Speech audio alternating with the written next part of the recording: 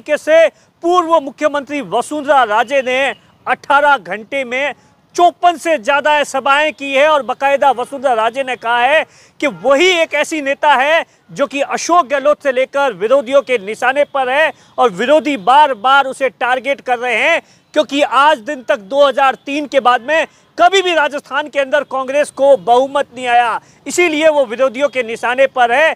वसुंधरा राजे ने नागौर के अंदर हनुमान बेनीवाल से लेकर अशोक गहलोत और सचिन पायलट पर जमकर निशाना साधा और इसी दौरान सीधे तौर पर ऐलान कर दिया वसुंधरा राजे ने कि मैं किसी से डरने वाले नहीं हूं।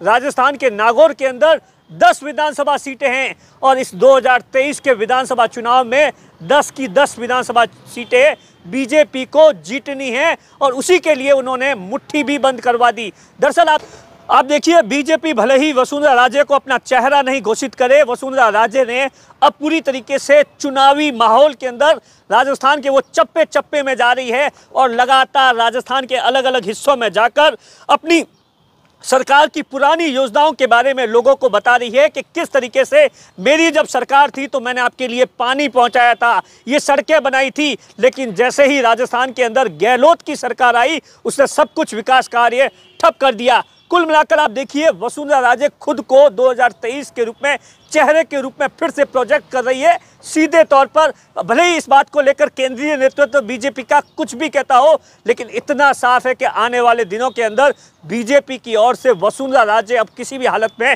पीछे हटने वाली नहीं है। वसुंधरा राजे खुलकर मैदान में उतरकर गहलोत से लेकर पायलट और बेनीवाल पर निशाना साधेगी। ये पहला मौका था जब वसुंधरा राजे ने नागौर में रहकर बेनीवाल को जवाब दिया। बेनीवाल जो आरोप लगाते थे कि वसुंधरा राजे को लेकर तमाम तरीके की बयानबाजी कर रहे थे उनके खिलाफ, तो वसुंधरा राजे ने जो लोग मेरे खिलाफ अमर्यादित भाषा का इस्तेमाल की, शाम होते होते हनुमान बेनीवाल ने इसका बाकायदा जवाब दे दिया। लेकिन जिस तरीके से वसुंधरा राजे ने खुद को बीजेपी की ओर से मुख्यमंत्री के चेहरे के रूप में प्रोजेक्ट किया है, इस बात का आप अंदाजा इससे लगा सकते हैं कि वसुंधरा राजे ने कहा कि अशोक गहलोत चाहे विरोधी कोई भी हो, उनके निशाने पर मैं इसलिए हूं क्योंकि उन्हें लगता है कि कहीं न कहीं जिससे ज्यादा डर है 2023 में वो वसुंधरा राजे है। अशोक गहलोत जी को बहुमत नहीं मिली है भाइयों, उनकी नजर में सबसे बड़े शत्रु तो हम ही लोग हैं। आप लोग जानते हो, उनके राह का कांटा आज अगर कोई है तो हम ही लोग हैं। इसलिए उनकी कोई भी तारीफ के अंदर सद्भावना नहीं है, दुर्भावना है। इस चीज को समझने की सबको जरूरत है। अकेले एक महिला के ऊपर कितने निशाना साधोगे भाई, और कौन कौन लोग साधेंगे? तो जैसे मैंने अभी आपको कहा, स्वार्थ सिद्धि के लिए मेरी और निशाना साधो।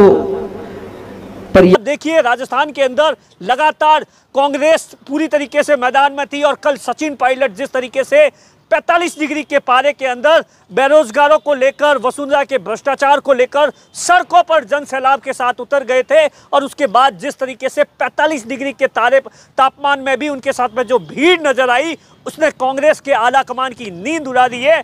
कहने को ये कहा जा रहा है कि अब कांग्रेस उन पर बड़ी कार्रवाई कर सकती है, नोटिस दे सकती है, अनुशासनहीनता की कार्रवाई कर सकती है, लेकिन सचिन पायलट ने दो टूक शब्दों में कह दिया है, अगर ये अनुशासनहीनता, भ्रष्टाचार का मुद्दा उठाना है, पेपर लीक के खिलाफ आवाज उठाना है, तो 25 सितंबर को जो विधायकों ने इस्तीफे दे दिए थे वो क्या कुछ था। दरअसल आप देखिए, राजस्थान के अंदर कांग्रेस के अंदर पार्टी दो धड़ों में बंट चुकी है। एक तरफ सचिन पायलट की यात्रा का दूसरा दिन है और दूसरे दिन के अंदर जबरदस्त तरीके से भीड़ भाड़ नजर आई। सब जानती है, जनता सब जानती है। कुछ अखबार में छपे ना छपे, असलियत जनता जानती है।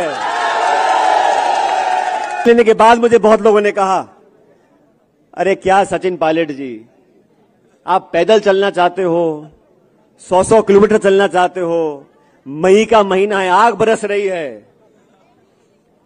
मैंने उनको कहा, राजनीति आग का दरिया है, इसे तैर कर पार करना पड़ेगा। इस्तेमाल कर रहे हैं, उनको भी वसुंधरा राजे ने जमकर नसीहत दे दी। लेकिन आप देखिए, मुख्यमंत्री अशोक गहलोत लगातार महंगाई राहत कैंपों के जरिए लगातार ये कोशिश कर रहे हैं कि योजनाओं के बल पर 2023 के अंदर सत्ता में आ जाए। तो दूसरी तरफ सचिन पायलट को देखिए, वसुंधरा राजे को लगातार निशाने पर रखे हुए हैं, अशोक गहलोत पर निशाने पर रखे हुए हैं, दोनों को निशाने पर है। और दो टूक शब्दों में कह रहे हैं कि जब तक राजस्थान के अंदर वसुंधरा राजे घोटालों की जांच नहीं होगी, पेपर लीक माफियाओं का जो असली गुनहगार है वो पकड़ा नहीं जाएगा, तब तक मैं इसी तरीके से संघर्ष करता रहूंगा। अगर जो ये अनुशासनहीनता है तो मुझ पर पार्टी जो कार्रवाई करनी है करे। यहां तक भी कल सचिन पायलट ने यह भी कह दिया कि अब चेहरा बदलने, सीएम का चेहरा बदलने की जरूरत है।